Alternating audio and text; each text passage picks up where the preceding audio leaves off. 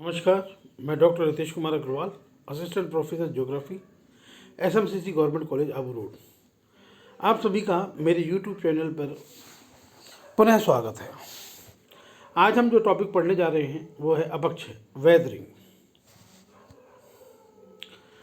अगर हम बात करें इस टॉपिक के अंदर, हम अपक्षय का अर्थ व परिभाषा को जानेंगे, meaning and definition of weathering.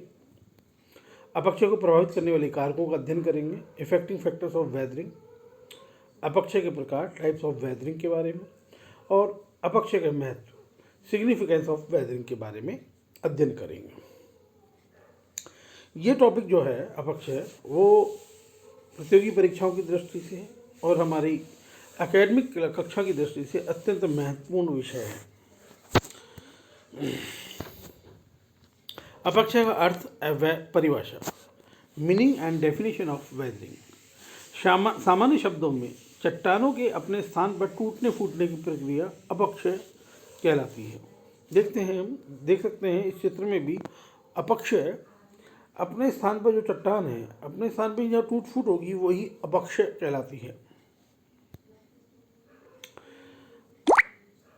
Arthur Holmes के अनुसार अपक्षय उन विभिन्न भूपृष्ठीय प्रक्रियाओं का प्रभाव है जो कि चट्टानों के नष्ट होने में सहायता प्रदान करती है, बशर्ते ढीले पदार्थों का बड़े पैमाने पर परिवहन ना हो। तो अपक्षय जो है वो प्रक्रिया है जिसमें चट्टानें अपने स्थान पर ही टूट फूट हो, मतलब उनका जो मलबे का अन्यत्र स्थानांतरण नहीं होना चाहिए। ये बात आर्थर होम्स कह रहे हैं। हमारे प्रसिद्ध भूगोलवेत्ता सविंद्र सिंह के अनुसार अपक्षय चट्टानों के टूट फूट की वह क्रिया है जिसके अंतर्गत चट्टानें विघटन, डिसइंटीग्रेशन तथा वियोजन, डिकम्पोजिशन द्वारा ढीली पड़कर तथा विदीर्ण होकर अपने स्थान पर बिखर के रह जाती हैं। तो चट्टानों के अपने स्थान पर टूट फूट भी दो रूपों में होती है, विघटन के रूप में और वियोजन के रूप में। विघटन और वियोजन के द्वारा चट्टानें अपने स्थान पर बिखर जाती हैं, वो ही अपक्षय कहलाता है। अपक्षय के अंतर्गत भौतिक कारकों द्वारा चट्टानों का विघटन तथा रासायनिक कारकों द्वारा शैलों का वियोजन अपने स्थान पर होता है। देखिए, ये दो शब्द जो इम्पोर्टेंट हैं, विघटन और वियोजन। विघटन हमेशा भौतिक कारकों के द्वारा होता है, जैसे तापमान, वर्षा, पवन, तुषार आदि क्रियाओं से जो चट्टानों की टूट फूट होती है वो विघटन कहलाती है। जबकि वियोजन जो है हमेशा रासायनिक क्रियाओं के माध्यम से होता है, ऑक्सीडेशन के माध्यम से, ऑक्सीकरण, कार्बोनेटीकरण, डिसिलिकेशन आदि क्रियाओं के द्वारा, जो रासायनिक क्रियाओं के द्वारा चट्टानों की टूट फूट होती है उसे वियोजन या डिकम्पोजिशन बोलते हैं। और विघटन हमेशा भौतिक क्रियाओं के द्वारा होता है, इसलिए इसे डिसइंटीग्रेशन बोलते हैं। अगर सामान्य अर्थों में देखें तो एक छोटा सा एक एग्जाम्पल है। अगर हम जो टैबलेट है, हम जैसे टैबलेट कोई खाते हैं, तो अगर हम टैबलेट मुंह में लेते हैं और दांतों से तोड़ते हैं तो वो क्या कहलाएगा? एक तरह से भौतिक अपक्षय। यदि हम उसको पी जाते हैं पानी के द्वारा, पेट में वो घुलन क्रिया के द्वारा अगर वो टूटती है तो उसे हम वियोजन की क्रिया। अतः विघटन भौतिक क्रियाओं द्वारा होता है और वियोजन रासायनिक क्रियाओं द्वारा होता है। अपक्षय में पदार्थों का नगण्य संचलन होता है, मतलब पदार्थ गति नहीं करते। जो चट्टान का जो मलबा है, जो टूट फूट होती है, वहीं की वहीं स्वस्थानी गिर जाती है। अतः यह स्थैतिक क्रिया है, मतलब गतिशील प्रक्रिया ना होकर अपक्षय एक स्थैतिक प्रक्रिया है। अपक्षय एक स्वस्थानी इन सीटू या तद स्थानिक ऑन सीटू प्रक्रिया है, मतलब जो वो प्रक्रिया है जिसमें जो मलबा है उसी स्थान पे ही रहता है, उसका अन्यत्र स्थानांतरण नहीं होता। इरोजन, अपरदन की बात करें, अपरदन एक गतिशील क्रिया है। अपरदन में विभिन्न प्रक्रम नदी, हिमानी, पवन, भूमिगत जल द्वारा चट्टानों का काट छाट कर मलबे को अन्यत्र स्थानांतरित किया जाता है। मतलब अपक्षय में जहाँ मलबा उसी स्थान पर रहता है, जबकि अपरदन के अंदर मलबे का अन्यत्र स्थानांतरण हो जाता है विभिन्न प्रक्रमों के द्वारा। जैसे हमने बात की थी नदी हिमानी के द्वारा, वो अन्यत्र बहा के ले जाती हैं, अपने संग बहा के ले जाती हैं। तो अपरदन में एक गतिशील प्रक्रिया है। वृक्षरण, इसमें गुरुत्व के प्रभाव में पदार्थों का उच्च स्थान से निम्न स्थान की ओर मूवमेंट होता है, लेकिन जो स्थानांतरण है वो सीमित होता है। वृक्षरण या वृत्त संचलन के अंदर, मास वेस्टिंग के अंदर जो है मलबे का स्थानांतरण बहुत सीमित होता है। अतः हम कह सकते हैं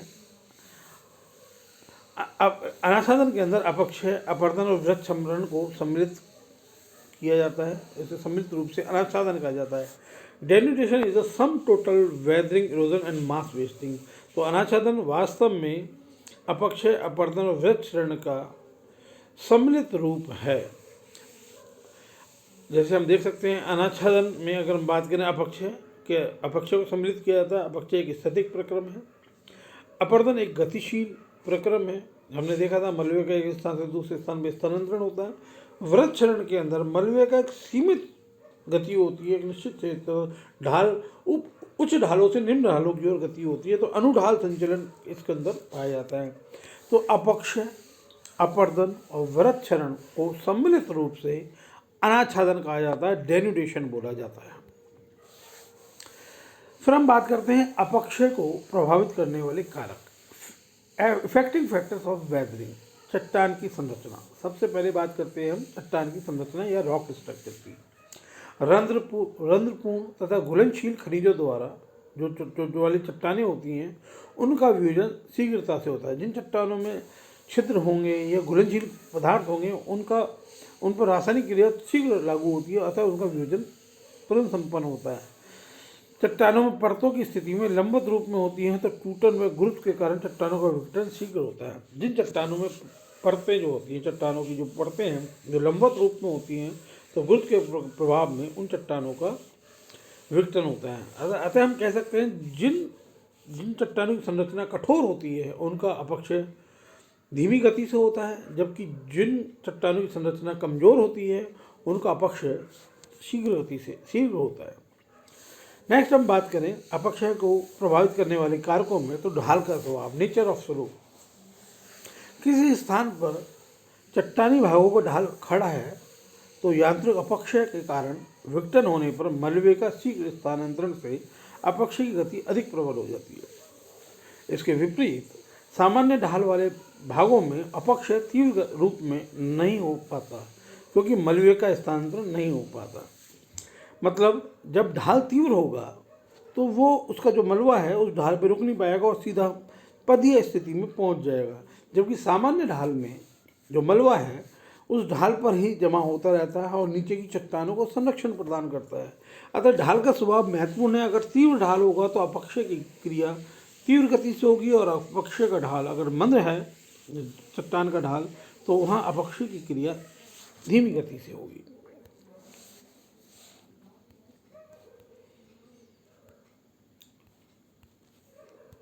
तीसरा पॉइंट है जलवायु में विभिन्नता, क्लाइमेटिक वेरिएशन। हम बात करें अपक्षय की क्रिया को जलवायु प्रभावित करती है। उष्णकटिबंधीय आर्द्र भागों में अत्यधिक जल के कारण रासायनिक अपक्षय अधिक सक्रिय होता है, क्योंकि जो रासायनिक क्रियाएं हैं वो उष्ण आर्द्र प्रदेशों में ही अधिक सक्रिय होती हैं। नमी होती है, जल की आवश्यकता होती है रासायनिक क्रियाओं के लिए। अतः जहाँ आर्द्र जलवायु होती है वहाँ रासायनिक अपक्षय अधिक सक्रिय होता है। उष्ण शुष्क मरुस्थलीय भागों में यांत्रिक अपक्षय अधिक सक्रिय होता है। शीतोष्ण कटिबंधीय क्षेत्रों में शैलों में स्थित दरारों में संधियों में समाविष्ट जल तुषार क्रिया की पुनरावृत्ति से शैलों का बड़े बड़े पिंडों में विघटन हो जाता है।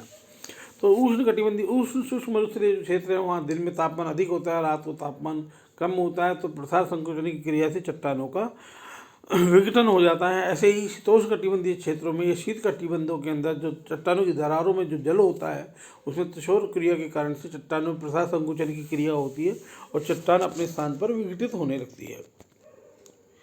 नेक्स्ट बात करें वनस्पति का प्रभाव, इफेक्ट ऑफ वेजिटेशन।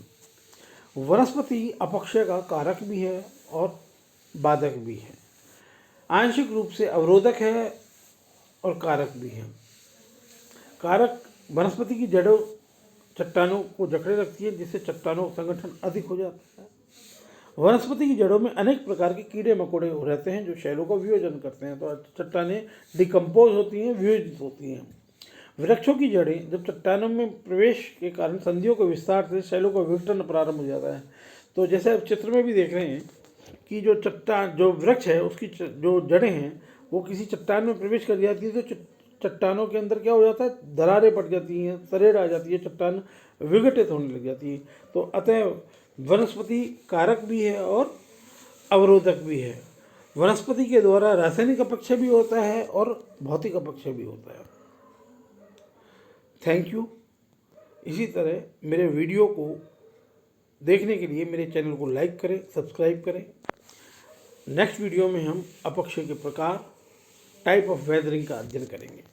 धन्यवाद।